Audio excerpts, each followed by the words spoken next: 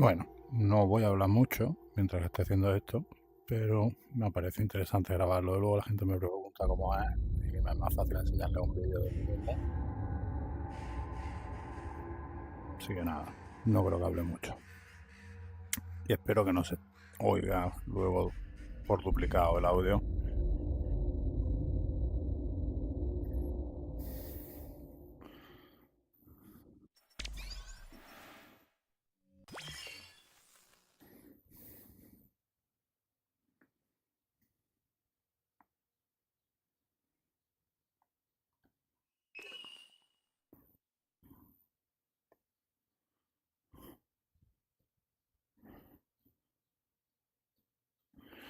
A ver, está aquí.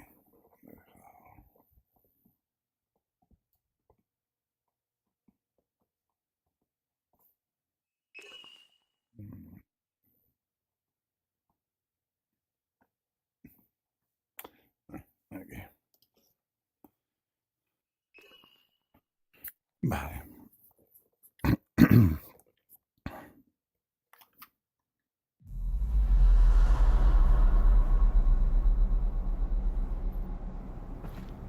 Heard anything about Dad, Russell? No. Radio silence since he got on the train. Damn it. Well, the good news is he's probably fine. How do you know that? Because they're taking him to Nova Prospect to torture him. That's the torture place. So they're hardly going to torture him before they get there. So he's fine. Logically speaking.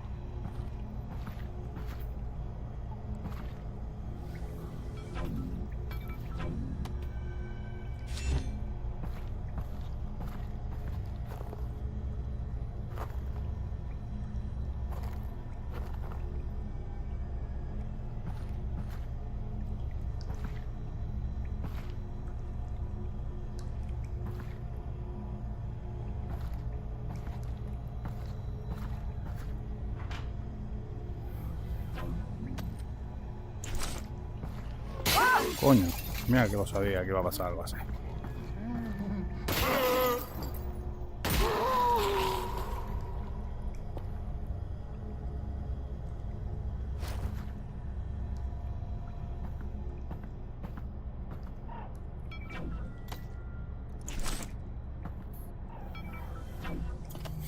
El caso es que esto ahora mismo no me sirve para nada. Pero bueno, ya tengo uno. Tengo toda la vida que puedo necesitar.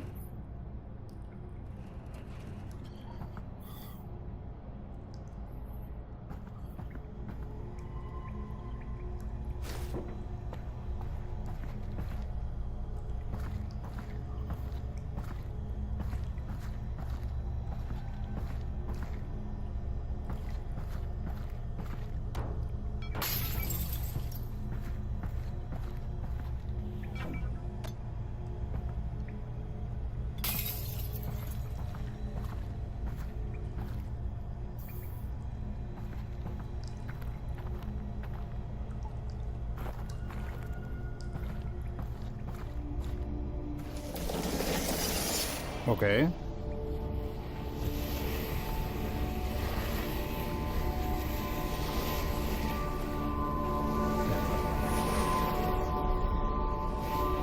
Russell, are you seeing this? Possibly. Are you seeing floating garbage? It looks like it's just cardboard. Right. Well, seems harmless. Yeah. Weird, though. Ya.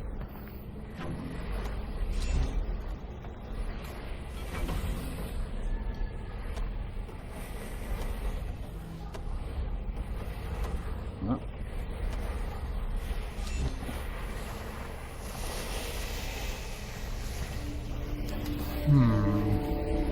Pero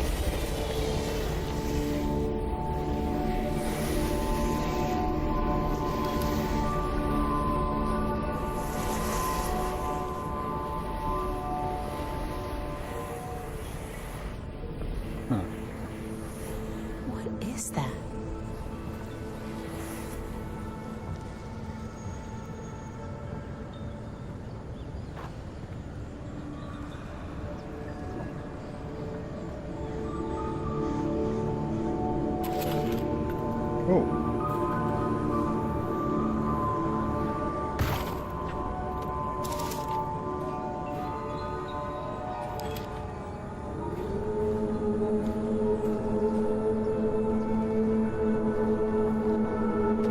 estoy en la versión con comentarios de audio. There are many musical themes and motifs used throughout the game to represent unspoken aspects of the story and lore. For example, the Vortigaunts play an integral role in the subplot of the game, and we chose to use music to subconsciously communicate the repeating nature of their role both in the timeline of Half-Life Alyx and in the larger timeline of the Half-Life saga. Within the music in this scene, you'll hear variations of themes used throughout the timeline of the game, from the very first sounds of the game up to the finale in the vault. Variations of these motifs represent the imprisoned chanting of the Vortigaunts, Wait, that was Black Mesa. Somebody spent a lot of time on this.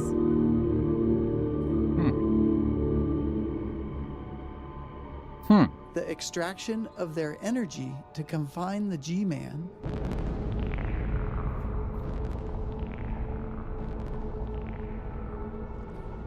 as well as historically familiar sounds representing the vortessence itself.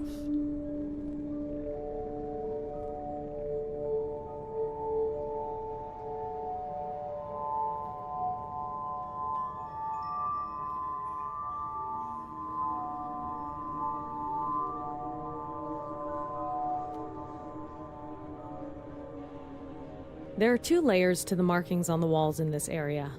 The square and dot patterns, that are the functional elements of the environmental puzzle, and the mural representing the Vortigaunts' interpretation of the events of the Half-Life saga. For the first few years of development, this area only contained the dot patterns supporting the perspective puzzle. But as we fleshed out the rest of the level, we found that playtesters responded especially positively to the Vortigaunts' wall markings leading up to the hideout. It was at this point that we realized that this area could serve as a canvas for our Vortigaunts' artistic magnum opus. To do this, we organized the dot patterns into a sort of swirling star field behind the Vortigaunts' art.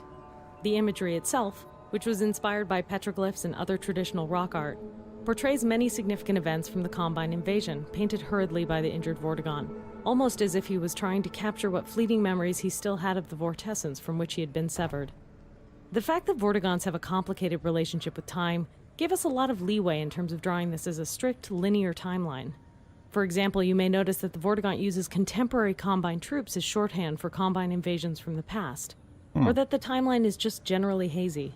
A little from the past, a little from the present, and a little looking forward to the future events of Half-Life 2.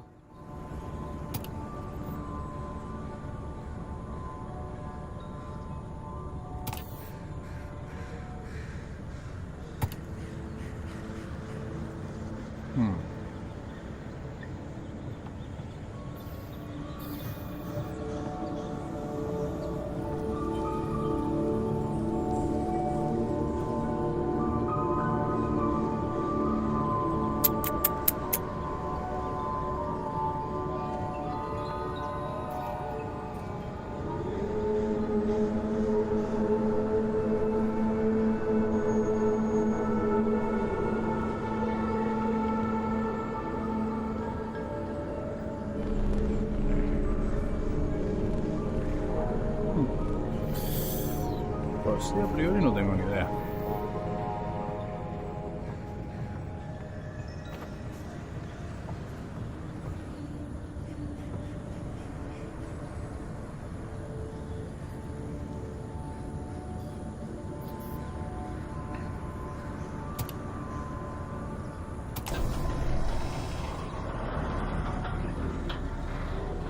Ni idea, no sé. He metido aquella de allí. Pero... Attention, please. Access is not permitted. Anti-citizen scavenging will result in immediate council prosecution. Ok.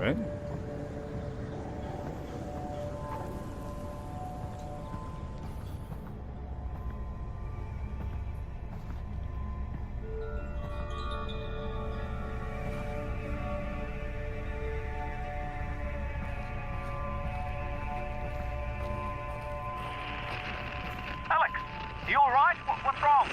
I'm fine, Russell. What's up? I'm losing your signal. Alyx? Alyx? Did you still hear me? Keep heading in the same direction and trying to crossground. Russell? Russell? Russell.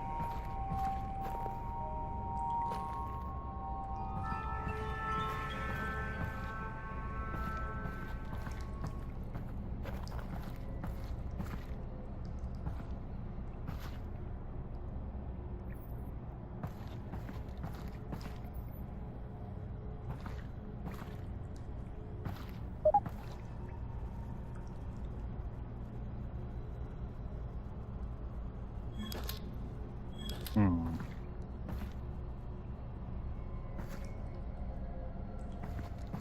No.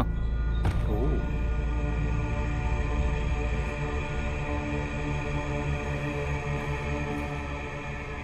Whoa.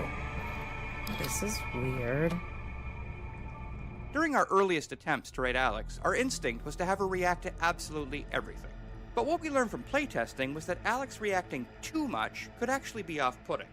Say a player is in a really tense, zombie-filled level, and they're having a great time, but suddenly Alyx is in their head, sounding angry, or frightened, or anxious. These Alyx reactions were creating a disconnect between how the player was feeling and how the character they were role-playing as was feeling. So we took a lot of those out. The Alyx reactions we left in tended to be the ones that were practically universal. Alyx's reaction here to the surreal entrance to the Vort hideout is a good example, where it was just so different from everything the player had seen up until then and kind of takes you by surprise. We watched so many playtests where the player would see it and say, "Whoa, that's weird." So we had Alyx say the same thing a second later, almost like an echo.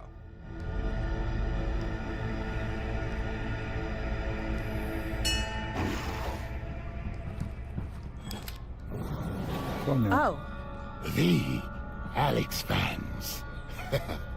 You received my messages. I did? Oh. Come, Okay. enter. Okay. Thanks. You are welcome. So, what's a Vortigaunt doing here? Cooking. Right, but I mean in general. I have a brain injury. Oh, I'm sorry My to... brain is injured. That's terrible, and I hope... Look, I'm actually pretty busy looking for my father. The Eli Eli Vance. fans. Yes. The Combine have him, and I really do need to get moving. The Combine. Yes. Do not go yet. I must show you something. Look, I appreciate This way. I can't stick around. It is important. I know, I'm sure it is. The Alyx Vance must go this way anyway. Okay. Oh.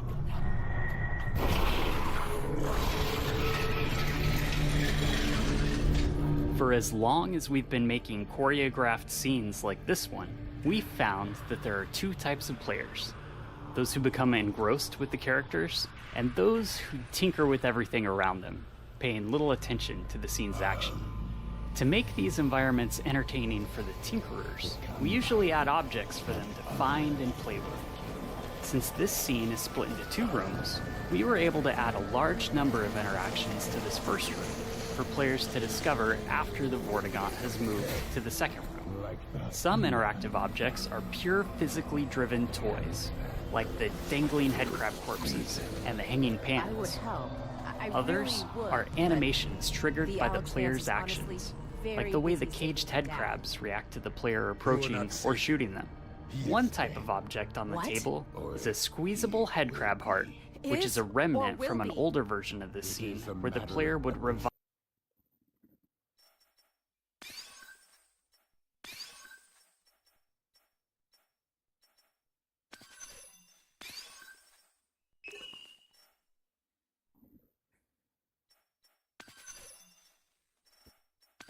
revive a wounded Vortigaunt by squeezing nectar from these hearts. Cannot prevent. While that scene didn't work out, we found the experience too Thank you compelling and, well, everything, too but gross to I really completely have to cut go. from the game. And I'm sorry, but I really don't have time for riddles. No riddles.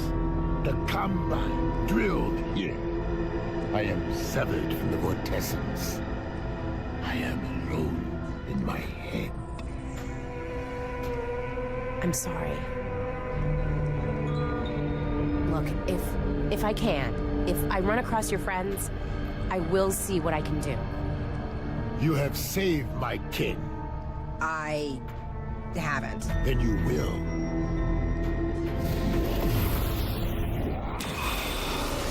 Hurry, Alyx.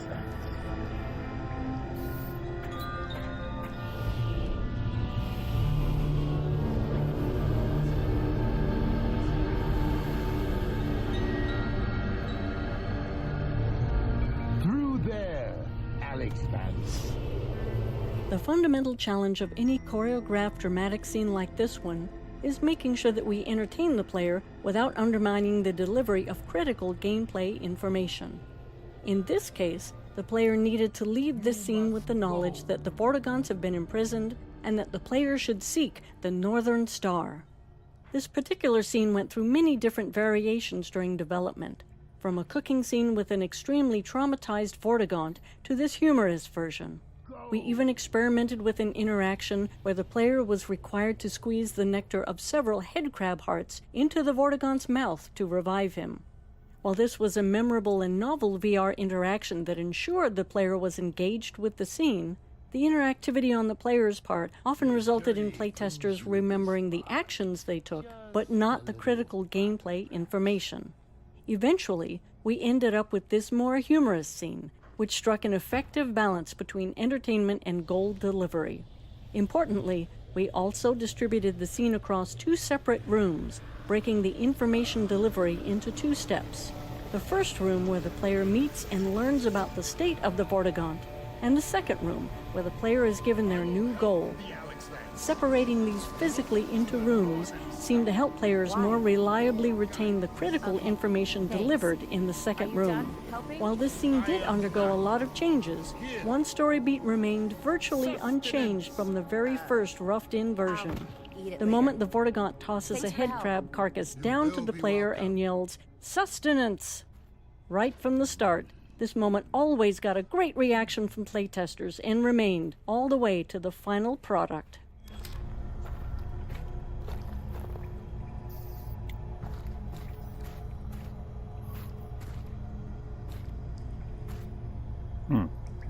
¿Cómo me agacho?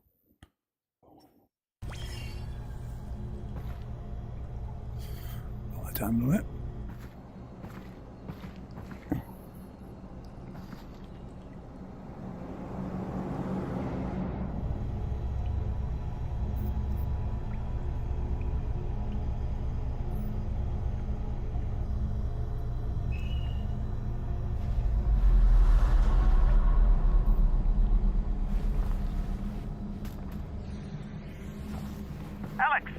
Alyx, the signal's back. Can you hear me? Are you okay? Russell, I'm good. How's Dad? They've got him on the train. He's on the move. You've got to find Fairview Junction before they get there. I'm working on it.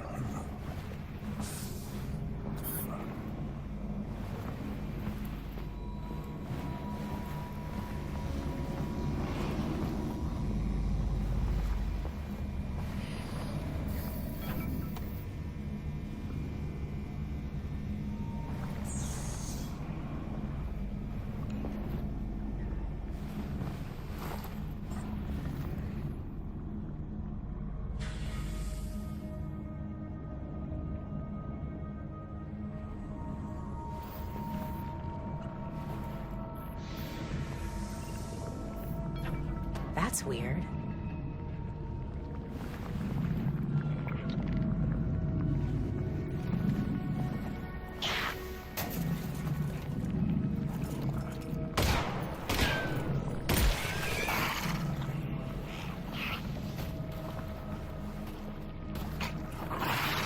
So anything happened when you cut out? You're not gonna believe this, but I ran into a Vortigaunt. A Vortigaunt? What's he doing down there? Hiding. I think he escaped from the Combine. What did he say? You ever meet a Vortigaunt? He said crazy Vortigaunt stuff.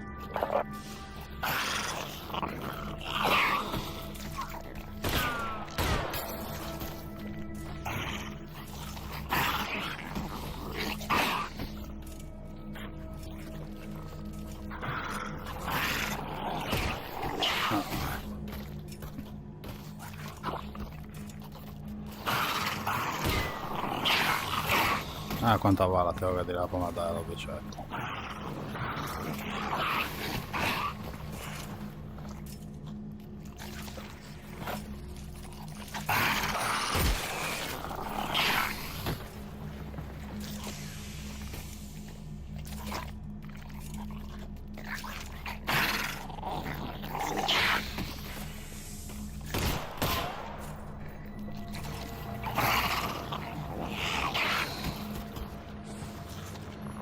Ya están detrás de la valla. Cuando estén muy bien pegaditos va a estar bien. Armor. We spend time on every game design element thinking about how the player is expected to learn of its existence and understand its details. Some design elements are so important that the game experience will break if the player doesn't understand them, while others may just be fun diversions or rewards for exploring the game's systems. Any required element will require work on our part to teach the player. In Half-Life, we try to teach elements in ways that feel as natural as possible, entwined within the core flow of the game so that you don't feel like the game just stopped to teach you something. We don't always succeed, but the attempts usually lead us somewhere interesting. In this case, we need to teach the players about the armored headcrab. The key elements that we want them to understand are that the headcrab is invulnerable on the top, but has a weak spot on its belly. We would also like the player to learn that the headcrab exposes its weak spot right before it jumps, but this isn't required. The player can fall back to shooting the weak spot as the headcrab scrambles around after a leap.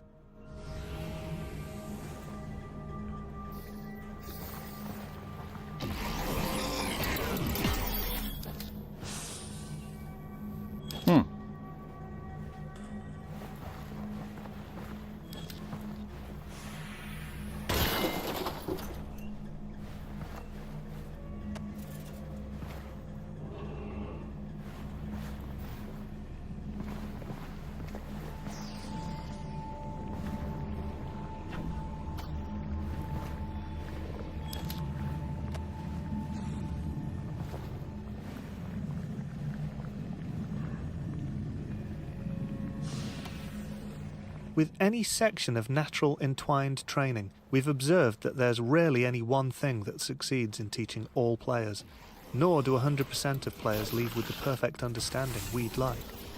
If player understanding is absolutely critical, we have to build a more bulletproof gate that ensures the player demonstrates understanding before moving onwards. In fact, we do just that when the player acquires the shotgun in the next area. In the case of the armoured headcrab, however, playtesting showed that we could afford to let a few players through with less than perfect understanding. This section gave them enough of a chance to experiment that they got a sense of what was going on, and further encounters with armoured headcrabs solidified it. There was still a lot of iteration on the visual design of the headcrab to further drive home its armour and weak point, and we also added a custom response to shotgun fire. In that case, the armoured headcrab flips over and wriggles for a second, exposing its weak point. This was added to reduce the resource loss we saw happening in players who were still struggling to understand the armoured headcrab mechanics after they acquired the shotgun.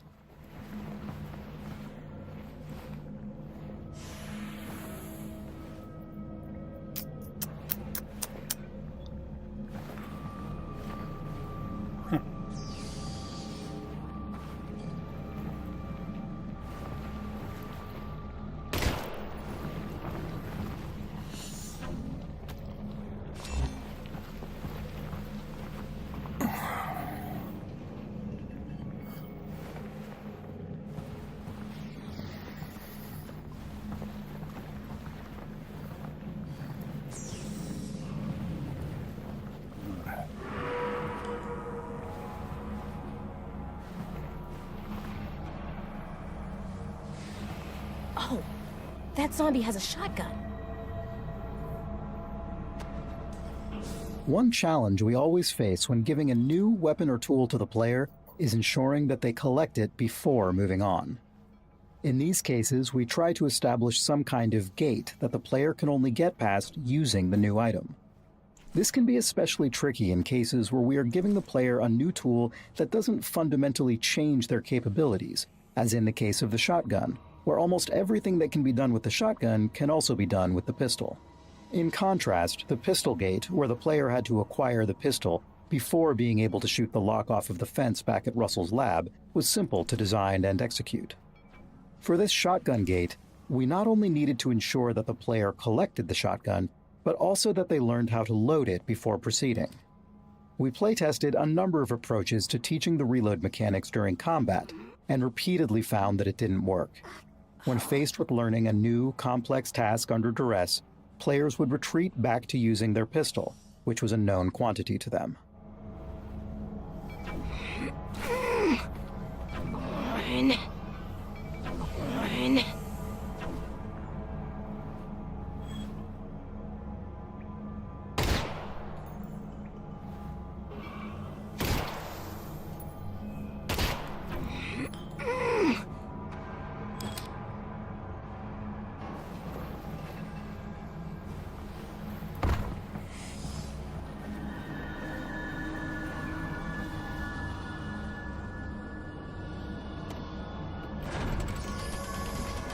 One. Whoa!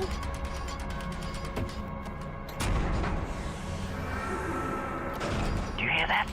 Yeah. Let's get this shotgun and get out of here.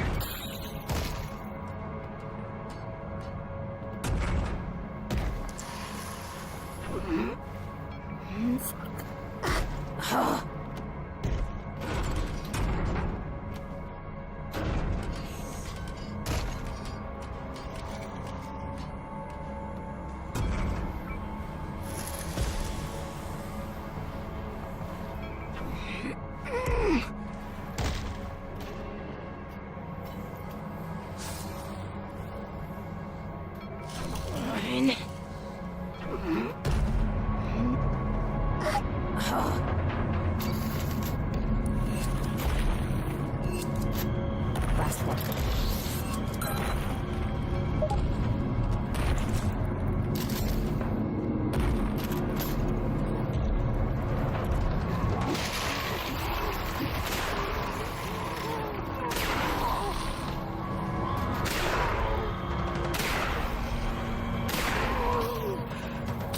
We did it. I love this gun.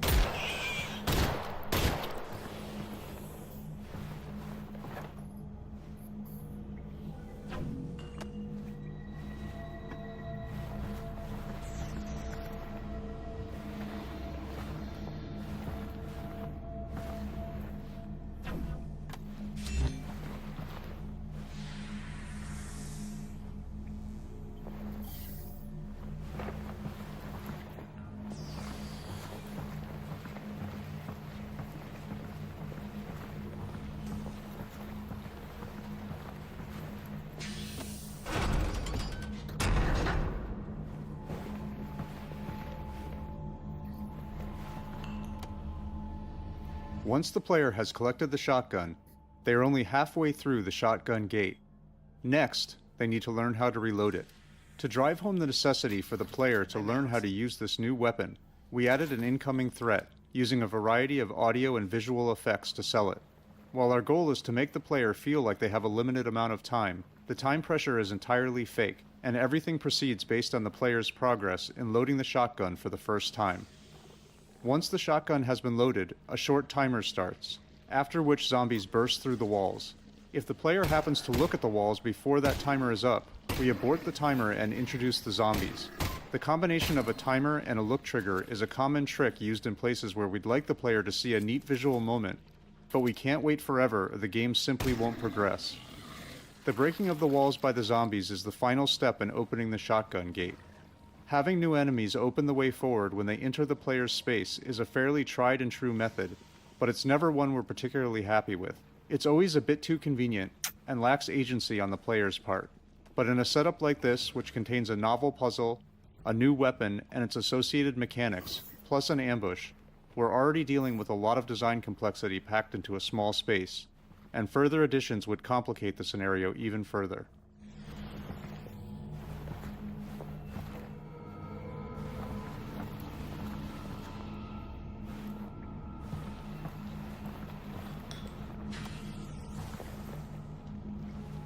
The visual design of the shotgun included a number of challenges. Shotguns in games are generally powerful, and we communicate that power with bulk. As a result, they're big and held in two hands. But our experiments with two-handed VR weaponry didn't reach a level we were satisfied with. When holding a two-handed object in real life, the object itself provides a physical connection between the two hands, and that constraint allows players to stop thinking about it consciously, in addition to providing physical feedback. In VR, without that connection or feedback, we found that players had to keep maintaining their own internal sense of how they were holding their two-handed weapon, or they drift their hands into positions that were hard for us to reconcile.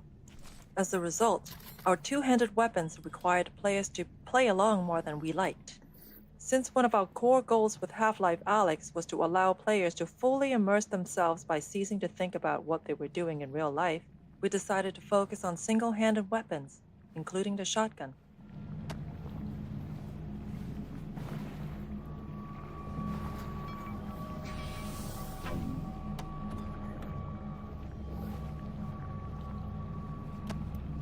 Our initial instinct with the shotgun design was to use a regular real-world shotgun, but modified, with a sawn-off stock and barrel so it would seem less cumbersome when held with one hand.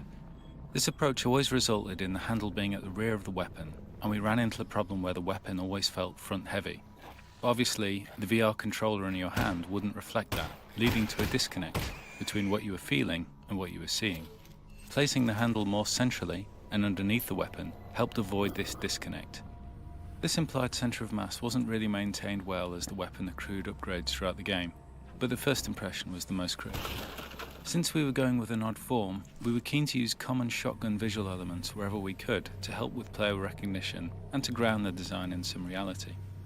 One element we borrowed was a common shotgun tube magazine that stores shells horizontally in line with the barrel, and we were just able to fit the gameplay requirement of 6 shells without the overall length becoming unwieldy. You can see the effort we had to go for further shell capacity in the design of our autoloader upgrade.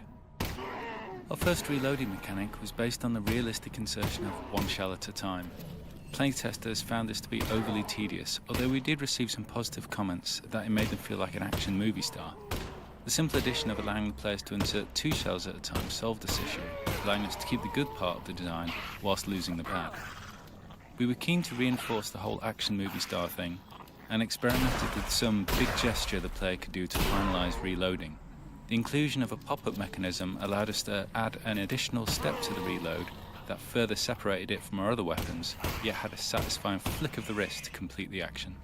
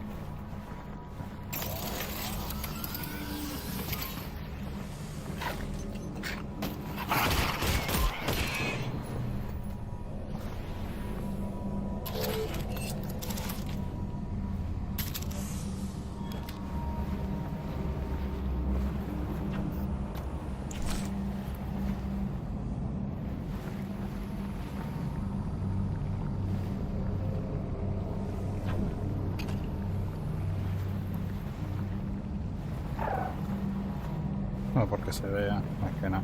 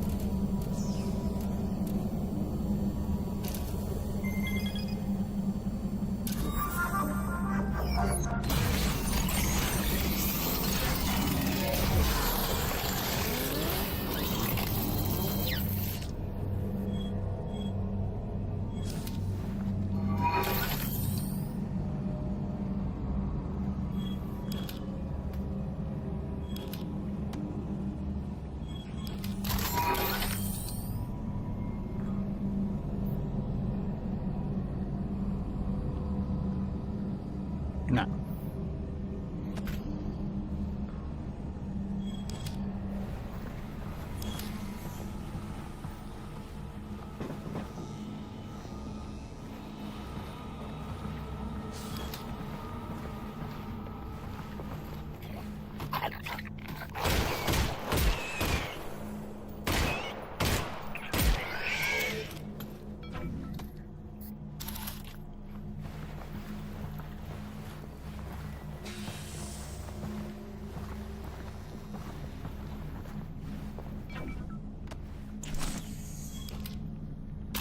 Three shells left. Out of shells.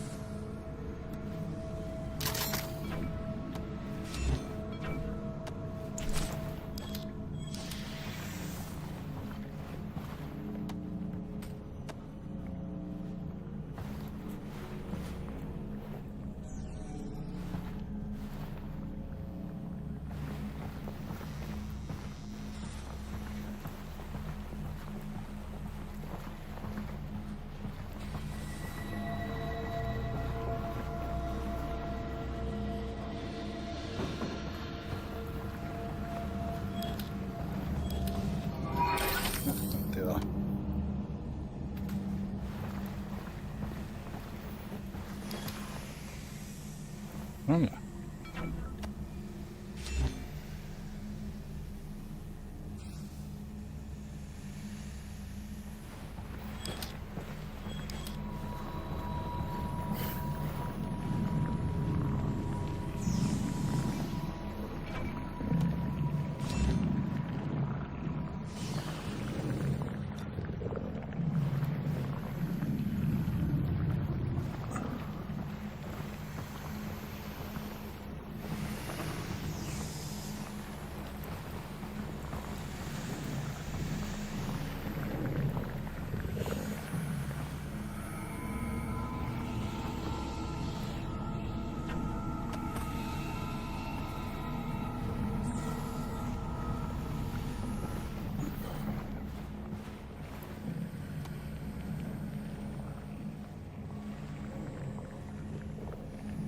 Oh. As with the shotgun and the pistol, we needed a gate for the flashlight to ensure the player couldn't proceed without it. We tried a number of designs around the moment where the player collected the flashlight, but they all ended up being about the player picking up an object, and not specific to that object being a flashlight. Given that the flashlight's primary function is to provide light, we felt the gate needed to be an area of darkness. We also really wanted the player to be excited to get the flashlight, and that meant they had to experience darkness before collecting the flashlight. This turned out to be an interesting challenge, because we already had many poorly lit areas prior to this, and now we needed an area that was so dark that players would correctly interpret it as a gate. Our initial implementation was simply to ensure there were no lights within the hallway. Unfortunately, playtesting immediately showed that wasn't enough. Some VR headsets have extremely low black levels, and on those headsets, enough light bounced in from this lit area to enable players to move forward. In addition, Our low ground fog provided just enough contrast in the dark hallway for players to make out the scene and stumble through it. Even once we removed fog and bounce light in this area, we saw yet other ways that players tried to move forward. Some players would fire their pistol repeatedly, using the muzzle flash as a strobing light source. Others would use the teleport targeting UI to probe the room, because at that point in the project, it had a small light source attached to it. In the end, we disabled muzzle flashes inside the hallway, and the teleport UI lost its light. The final step was the addition of some dialogue from Alyx, commenting on the darkness and her need for a light source. This was aimed at solving a perceptual problem. Up until now, our game has taught players that their goal is to continue moving forward. And any time that forward progress is blocked, it's because there's something in the local area that needs solving. Given that structure, it's entirely rational for players to do everything they can to find some way to see in the darkness ahead. Alyx's dialogue is aimed at telling the player that the game has recognized their attempts to move forward here, but the solution lies elsewhere. Subsequent playtesting showed us that this dialogue, coupled with the brightly lit area containing zombies off to the right, helped tug players past the darkness entrance and on towards the flashlight.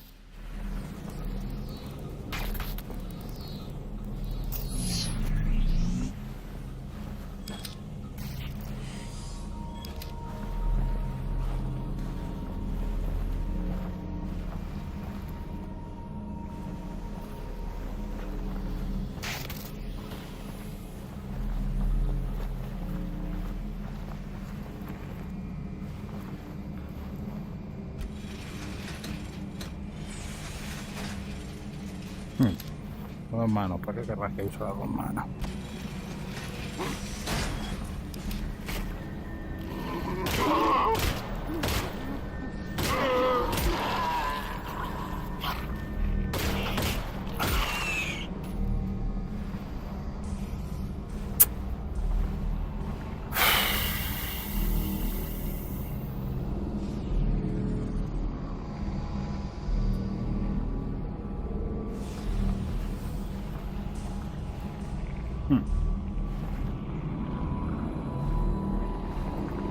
Yo creo que este es un buen momento para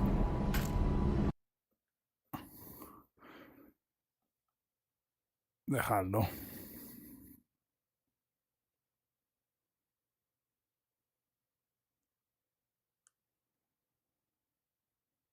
Y espero que se haya visto bien. Adiós.